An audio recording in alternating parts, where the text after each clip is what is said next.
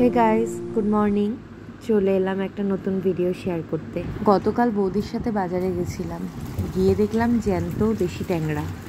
কর্তামশাই এই ধরনের মাছ মাঝে মাঝে পেলে বেশ খুশি হয়, তো তার কথা মাথায় রেখেই মাছটা নিয়ে চলে এলাম। তারপর কি এনে প্রিপারেশন শুরু করে দিলাম। ভালোভাবে ধুয়ে নুন হলুদ মাখিয়ে মাছটাকে রেখে দিলাম। কিভাবে রান্না করব ভাবতে ভাবতেই মনে পড়ে গেল শাশুড়ি মায়ের একটা রেসিপির কথা। সেইভাবেই শুরু করলাম। এই রান্নাটাতে তেলটাও কম লাগে, আর মাছটা যেহেতু ভাজি না, তো মাছের যে একটা নিজস্ব গন্ধ, নিজস্ব টেস্ট, সেটাও বজায় থাকে। তো তোমরাও দেখো, ভালো লাগলে বাড়িতে ট্রাই করো, আমাকেও একটু জানিও, আমারও ভালো লাগবে। ট্যাংরা মাছের মাখা চচ্চড়ি। তো শাশুড়ি মা যেটা করতেন, উনি আলু আর বেগুন দিয়ে করতেন। আমি এখানে বেগুনটা দিয়েছি, আলুটা অ্যাড করিনি। বাড়িতে তো আমরা 3 জন মানুষ, তো সেই কারণে মাছের পরিমাণটা খুব বেশি ছিল না। পরিমাণ বুঝে আমি বাকি সমস্ত উপকরণগুলো কিন্তু রেডি করে নিয়েছিলাম। এবার হচ্ছে আসল কাজ। মাখা চচ্চড়িতে মাখাটাই তো ইম্পর্টেন্ট, তাই না? তো কুচনো পেঁয়াজ, কাঁচা লঙ্কা, টমেটো, বেগুন সবটাই আমি মাছটার মধ্যে নিয়ে নিলাম।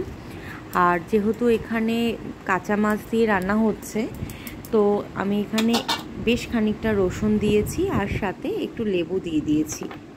এটাতে কাঁচা মাছের গন্ধটা একদমই রান্নাতে আসবে না। এবার শুকনো মশলাগুলো অ্যাড করে নিলাম। লঙ্কার গুঁড়ো আর হলুদ যেহেতু মাছে কিছুটা দেওয়া ছিল, তো সামান্য পরিমাণে হলুদ দিলাম, সাথে জিরে গুঁড়ো, ধনে গুঁড়ো, স্বাদ মতো নুন আর কালো জিরা দিয়ে বেশ খানিকটা তেল দিয়ে ভালো করে এটা মেখে নিলাম। মাখতে হবে একটু সাবধানে কিন্তু। ব্যাস আর কি।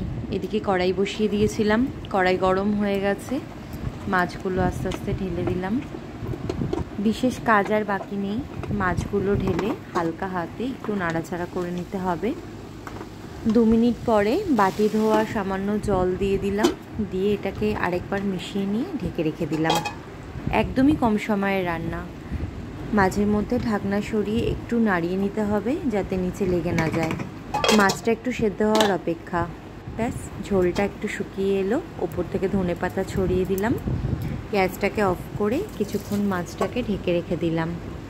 আমার ট্যাংরা মাছের মাখা চচ্চড়ি রেডি কিন্তু। এবার সমস্যা হলো, কর্তাবাবু তো রাতে একদমই ভাত খেতে চান না, তো এক প্রকার জোর করে তাকে ভাত খেতে বসিয়েছিলাম। সাথে পটল পোস্ত, টক ডাল আর একটা ডিম দিয়েছিলাম। ভিডিওটা ভালো লাগলে জানিও, একটু লাইক করো। Thank you.